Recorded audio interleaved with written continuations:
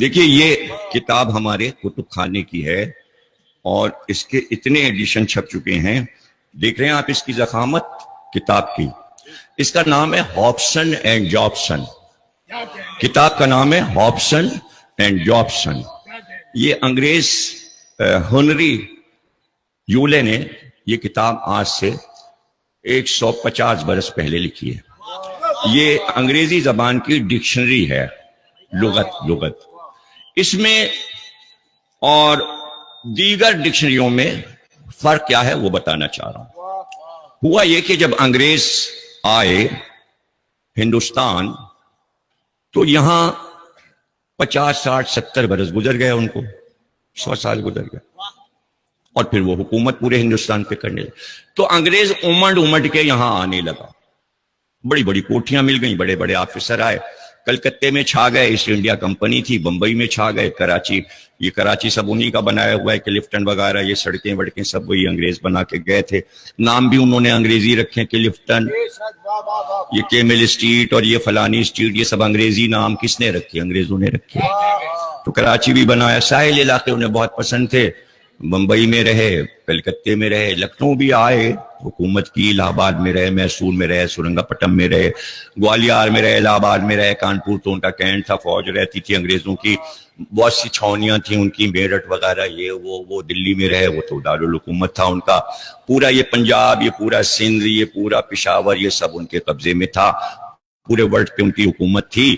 اب ہندوستان جب آئے تو وہ ذرا تہذیب سے متاثر ہوئے اور ان کے بچے پیدا ہوئے ہندوستان میں.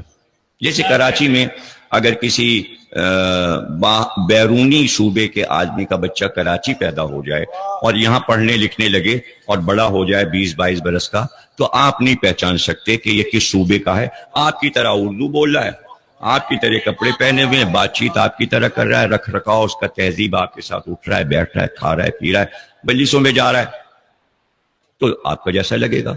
تو انگریزوں نے ظاہر ہے کہ بہت کوشش کی. شیروانیاں پہننے لگے، چوڑی دار پیجامہ پہننے لگے، مسلمان جو کپڑے پہنتے تھے وہ پہننے لگے. ان کے بچے اور متاثر ہوئے. تو جب وہ اسکول کالج جانے لگے تو ظاہر ہے کہ اردو کے لفظ، ہندی کے لفظ ہندوستانی بچوں سے سنے، گھر میں بولنے لگے. پھر وہ انگریزوں کے خاندانوں میں لفظ رائج ہو گئے.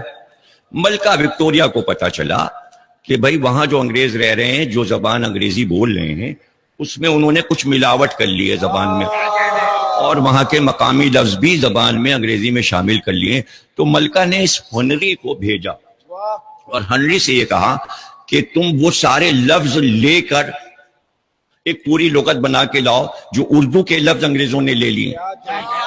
اور یہ انگریز خود کہتے ہیں، ان کو بیچاروں کو جنہیں پڑھے لکھے انگریز ہیں ان کو پتا ہے. مثلا جیسے جنگل لفظ ہے تو انگریزی میں جنگل ہی ہے، اردو کا لفظ ہے لیکن وہ جنگل ہے. اس طرح بہت سے لفظ ان کے یہاں ایسے پائے جاتے ہیں انگلینڈ میں کہ جو اردو کے ہیں لیکن وہ اس کو انگریزی سمجھ کے بولتے ہیں. جیسے وردی ہے، وردی کا لفظ ہے، عربی ہے، قرآنی لفظ ہے، اردو میں آیا. ورد سے سورہ رحمان سے لفظ اردو میں آیا. گلاب کے پھول کو کہتے ہیں، لال رنگ کو کہتے ہیں، وردی باجے کو کہتے ہیں، وردی سرخ رنگ کے کوٹ کو کہتے ہیں. وہ سارے معنوں میں انگریز وردی بولتا ہے، وہ سمجھتا ہے یہ انگریزی کا لفظ. ابھی وردی پہنے ہوئے، آفیسر وردی پہنے ہوئے.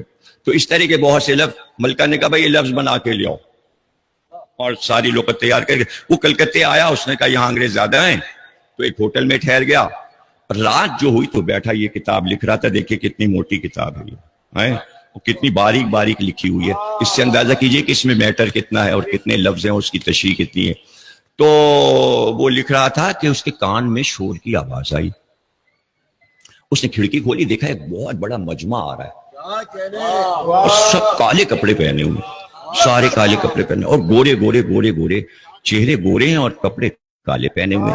اس نے کہا چلو یہ تو کوئی نئی چیز ہے، میرے کام آئے گی لکھنے کی، دیکھیں تو یہ کیا ہے. نیچے اتر کے سڑک پہ آیا، کچھ لوگوں سے پوچھا کیا ہے. کہنے لگے کیا نئے آئے ہو؟ کہا میں تو انگلینڈ سے آیا ہوں. اچھا، یہ آج شب عاشور ہے، یہ ہر سال ایک جلوس ادھر سے جاتا ہے. کہنے لگے یہ تو انگریزوں کا علاقہ ہے. ہنری کہنے لگا یہ تو انگریزوں کا علاقہ ہے، تو یہ جلوس اس طرح کے تو مسلمان نکالتے ہیں. کہنے لگے یہ انگریز کے بچے ہیں سب، یہ یہاں ہندوستانیوں کے ساتھ رہتے رہتے ماتمدار ہو گئے، انہوں نے دیکھا کہ مسلمان بچے علم نکال رہے ہیں اور تعزیے نکال رہے ہیں، ماتم کر رہے ہیں، یہ بھی ان کی طرح ماتم کرنے لگے. اب ہر سال ان کے یہ بھی تعزیہ بناتے ہیں، علم بناتے ہیں، تابوت بناتے ہیں، اور شب عاشور یہ ماتم کرتے ہیں. تو کہنے لگے یہ کہہ کیا رہے ہیں، یہ کہہ کیا رہے ہیں؟ تو اس نے کہا کہ غور سے سنو کیا کہہ رہے ہیں. یہ ماتم کر کے کہہ رہے ہیں حسن حسین حسن حسین حسن حسین. اب اس نے سنا، ہنری نے ان سے بھی اب قریب گیا کہ لڑکے انگریز کیا کہہ رہے ہیں، اور ماتم کر رہے، سینے پہ ہاتھ مارے. تو اس نے غور سے سنا تو اس کے سمجھ میں یہ آیا کہ یہ سب کہہ رہے ہیں Hopson Jobson Hopson Jobson Hopson حسن حسین حسن حسین ہاپسن جابسن حسن حسین حسن حسین.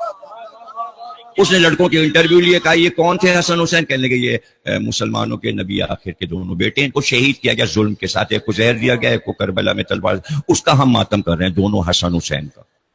یہ جلوس اس کا ہے.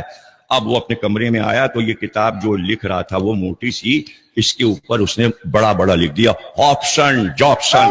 میں اس کتاب کو حسن اور حسین کے نام کرتا ہوں. نیچے اس نے لکھا حسن حسین ہاپسن جابسن، جو کہ انگریز بول رہے تھے. اب اس لغت میں آپ دیکھیں گے ایچ میں جب حسین آیا تو جیسے اسے جوش آ گیا، اور اس کے بعد وہ جب ہندوستان سے نکلا تو تمام یورپ کے ملکوں میں پوچھتا پھرا حسین کو جانتے ہو؟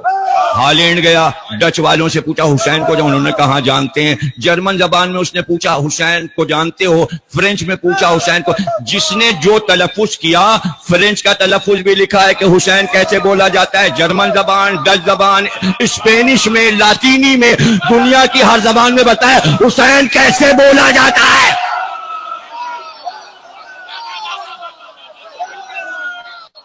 انسان کو بیدار تو ہو لینے دو، ہر قوم پکارے گی ہمارے ہیں.